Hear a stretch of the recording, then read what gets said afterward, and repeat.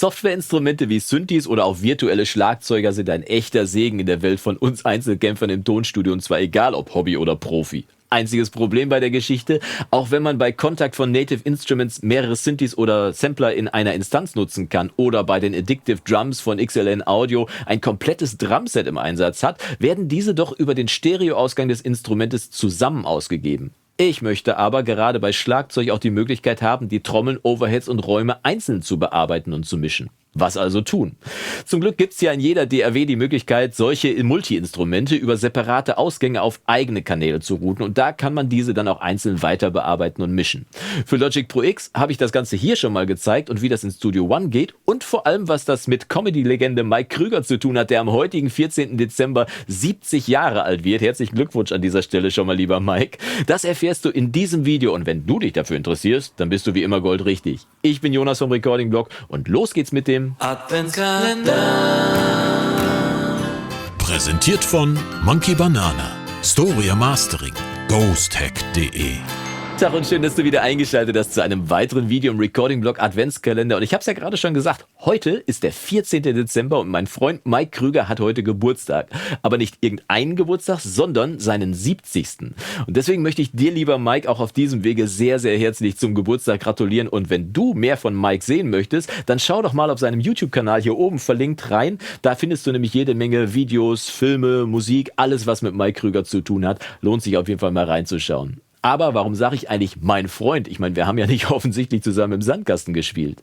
Ich erzähle ja wenig über meinen Werdegang bis heute hin, aber ich habe unter anderem bis zum Sommer diesen Jahres und damit für über 10 Jahre das Management von Mike Krüger gemacht. Mit ihm zusammen Platten, DVDs und sogar seine Biografie veröffentlicht. Und jetzt kommen wir auch zum Thema dieses Videos. Ich habe unter anderem auch einen Song geschrieben, den er mit eigenem Text auf seinem 2010er Macher-Album veröffentlicht hat.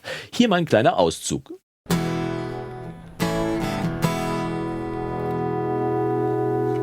Das ist nur ein Test. Das ist nur ein Test. Bitte nicht mitschneiden. Das ist nur ein Test.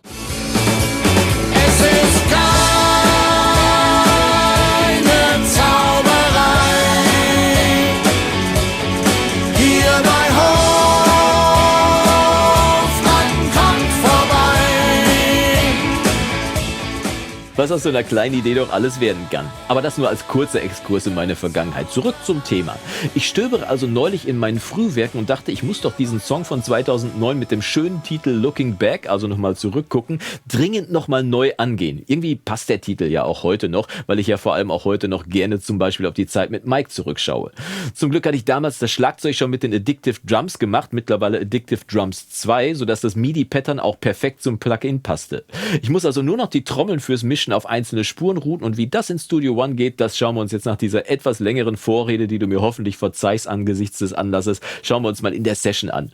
Wenn du Mike auch gratulieren willst, dann zeig's ihm über einen Daumen nach oben, und wenn dir dieses Video zwischendurch gefallen sollte, dann zeig mir auch einen Daumen nach oben, und wir gehen jetzt mal rüber in die Session und schauen, was so geht. Also, los geht's. So, da sind wir schon in der Session, und das ist, glaube ich, das erste Video, bei dem die Anmoderation deutlich länger gedauert hat als der eigentliche Trick, aber ich hoffe, du siehst mir das nach angesichts des tollen Anlasses, den wir heute haben.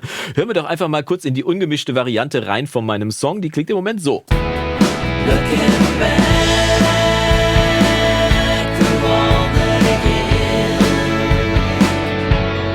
heading back through the years.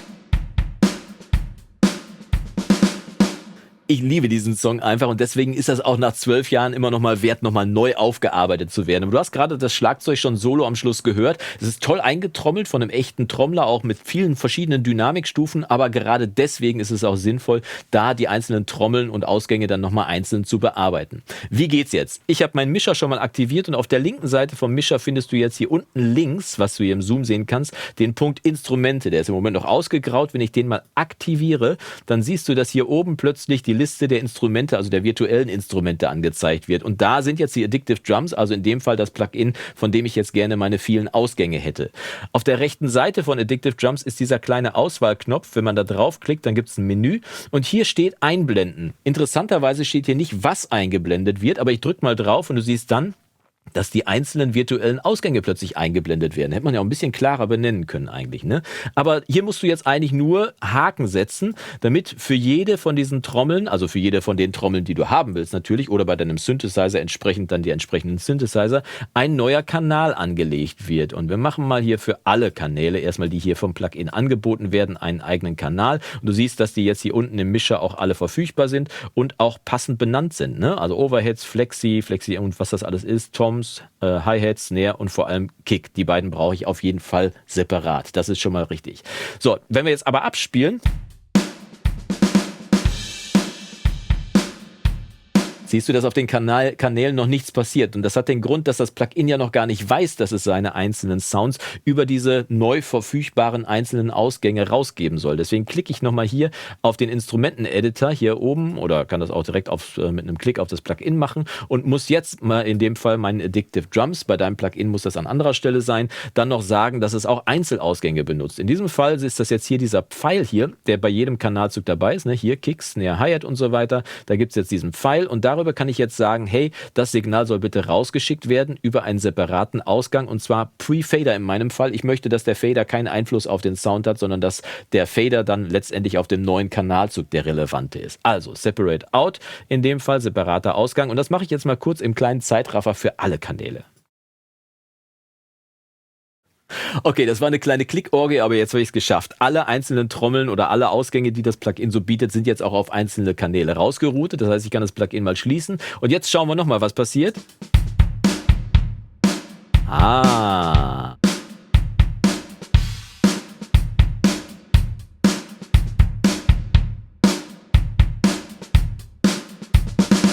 Du siehst also, jetzt habe ich alle Trommeln, auch den Raum, die Overheads und so weiter, alles auf einzelnen Ausgängen vorliegen und kann jetzt das Schlagzeug wie ein ganz normales aufgenommenes Schlagzeug bearbeiten. Vorteil für mich und ich kann jetzt mit dem Mix weitermachen, weil ich jetzt endlich Zugriff auf alle einzelnen Trommeln habe.